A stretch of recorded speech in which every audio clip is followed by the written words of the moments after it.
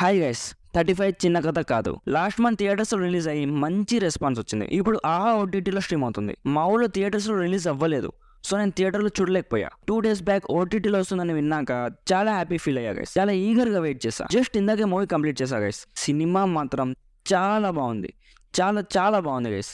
ఇలాంటి feel good family movie తెలుగులో వచ్చి ఎన్ని రోజులు అవుతుందో అనిపిస్తుంది. ప్లాట్ ఏంటంటే, ఒక చిన్న ఫ్యామిలీ, 2 పిల్లలు ఉంటారు. అందులో ఒకరికి మ్యాథ్స్ అస్సలు రాదు. ఇప్పుడు వాడు ఎలాగైనా మ్యాథ్స్ ఎగ్జామ్ పాస్ అవ్వాలి. అదే ఈ మూవీ ప్లాట్. మూవీ స్టార్ట్ అయిన 10 minutesకే వాళ్ళ ఫ్యామిలీ వరల్డ్ లోకి తీసుకెళ్లిపోతారు. టైటిల్ కార్డ్స్ అన్ని అయ్యాక ఒక 10-15 minutes స్టోరీ అయ్యాక వాళ్ళ చిన్న ప్రపంచంలోకి వెళ్ళిపోతాం. స్ట్రైట్ గా పాయింట్కి వచ్చేస్తాను. వాళ్ళు రాసుకున్న స్టోరీకి 100% హానెస్టీతో ఫీల్ గుడ్ మూమెంట్స్ ని అక్కడక్కడ పెడుతూ మంచి మూవీ తీశారు guys. Especially Nivetha Thomas performance మాత్రం చాలా బ్యూటిఫుల్ గా ఉంది. What a performer guys. చాలా చాలా బాగా చేసింది. మిడిల్ క్లాస్ వైఫ్ రోల్ లో జీవించేసింది గైస్. నాకు నిజంగా మా థియేటర్ ఓనర్స్ మీద చాలా కోపం వస్తుంది గైస్. ఈ మూవీ వేస్తుంటే నేను థియేటర్ లో చూసేవాడిని, బట్ అది అవ్వలేదు. నేను మా థియేటర్ వాళ్ళని అడిగా ఈ మూవీ ఎందుకు వేయలేదు అని. వాళ్ళు ఏమన్నారంటే, ఈ మూవీ వేస్తే షో వేసిన కరెంట్ బిల్ కూడా వసూలు కావు అన్నారు.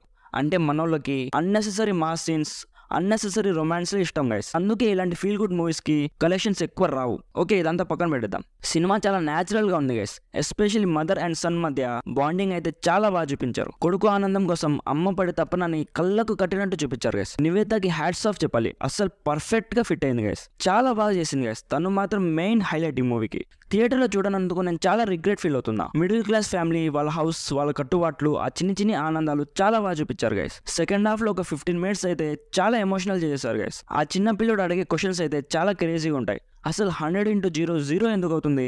అసలు 100కి వాల్యూ లేదా? ఆ చిన్న చిన్న కామెడీ సీన్స్ కూడా చాలా బాగున్నాయి. వైఫ్ అండ్ హస్బెండ్ మధ్య కొన్ని చిన్న చిన్న క్యూట్ సీన్స్ చాలా బాగున్నాయి గైస్. అండ్ నేను స్టూడెంట్ లైఫ్ మొత్తం తిరుపతిలోనే గడిపాను.